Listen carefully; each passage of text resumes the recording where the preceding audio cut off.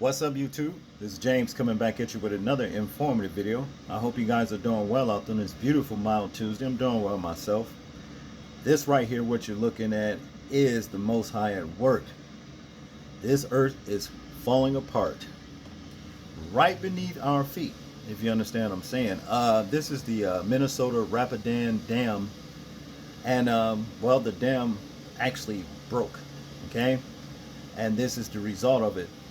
If you look over here at this house right here, it's just hanging on by a thread.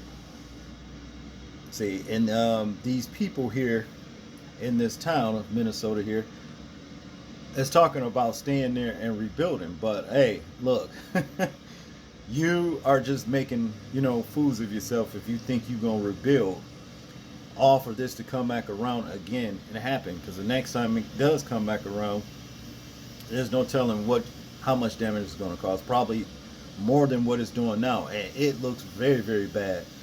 This was a whole road took out right here. You see what I'm saying? And like I said, this house is right on the cusp of collapsing off into this water right here and swept away. But without further ado, let's check out a couple of news clips and then we'll complete the commentary.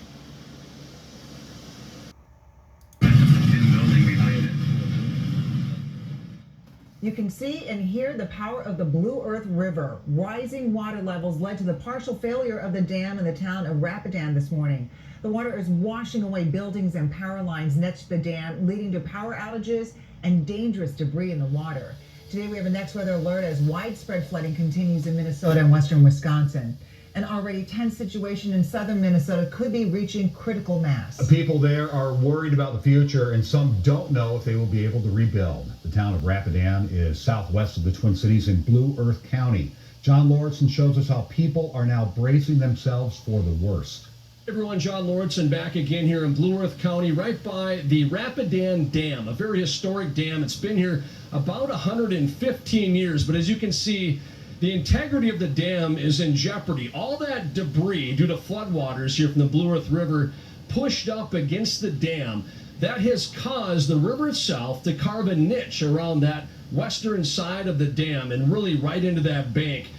This morning there was a loud bang, several loud bangs reported by people who live nearby. As that part of the river, as it carved that niche out, took out an Xcel Energy substation, it took out a Blue Earth County shed, it took out power poles, it took out trees, all that in the river now. And throughout the day, that rerouting of the river has carved itself into that bank. You can see that home that's kind of just hovering now, at least the east side of the home, hovering over the bank there. That's in trouble, according to the Sheriff's Department. We caught up with people, family members who have worked in that store and lived in that home for decades. We never ever thought in a million years this would ever happen, and here it is. And we thank everybody for all the well wishes and all the text messages we've gotten over the course here. And once again, you can see just how fast and powerful that Blue Earth River, the floodwaters are rushing right through that side of the dam. Coming up tonight at 6 o'clock, a little more from the sheriff and what they're hoping here. They hope this will crest tomorrow and that this river will start to subside, but they can't say that for sure. We'll also hear more from that family that's lived in that home and run that business next door for 50 years. Here in Blue Earth County, John Lauritsen, WCCO News. Severe flooding across several states is leaving major damage behind, including a breached dam. Flooding caused this more than 100-year-old dam to be breached in Minnesota. Officials are urging nearby residents downriver to evacuate. It follows days of heavy rain throughout much of the Midwest, which has flooded states like Iowa and South Dakota. Jonah Kaplan has the latest. Spencer, Iowa is a town of about 12,000 people. We're standing in the middle of the main stretch, Grand Avenue, and you see all the way in the distance over there, that's the bridge over the Little Sioux River. It's up to a half a mile away. This is how far the water has come, and already the water has receded. But this truly is only the beginning for the disaster for many of the people who live here and to work here, because this is when, as the water goes away, the destruction is revealed. And they go inside and they see what they can salvage. And this isn't exactly a coastline. There are not a lot of lakes around here. Most people do not own or have flood insurance. So as they go inside, as they dig out and see what they can salvage, they're asking themselves, what do we do now? What do we do next? And from where is our help going to come? And all of this is going to happen not just today, tomorrow, the next few days, but this is a journey that's going to take many homeowners several weeks, if not months and years. So as Iowa continues to dig out, they're also watching the weather, because any more water, of course, is then going to flow into those rivers, into those streams, and then back into the watersheds, which is where all this water came from to begin with. So it's a lot of watching, it's a lot of waiting, it's also a lot of praying. Back to you.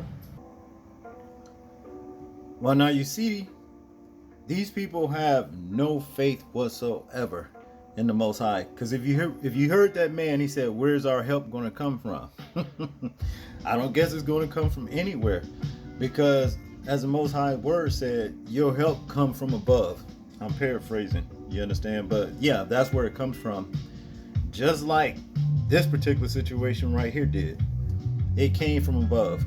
The Most High is continuing to show the people of this earth who's in control, and that he's not going to tolerate, a lot of this blasphemous and wickedness that's going down on this earth.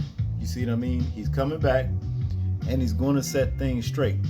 And before, like in biblical history, anytime he got ready to destroy a place, he severely warned the inhabitants of that area before he came and he done it. He sent his angels to do it. That's the way I look at it in these end times right here. He's consistently warning us to repent, and a lot of people are just not doing it. See, as we was made to inhabit this earth, there were some hybrids that came down here thinking, well, they were supplanted in the earth, which wasn't supposed to be, and come here thinking the earth actually belongs to them, and it doesn't. It really doesn't. And see, every time things like this happens, this is a constant reminder that it doesn't. See, you can't give this particular situation right here anything dealing with nature.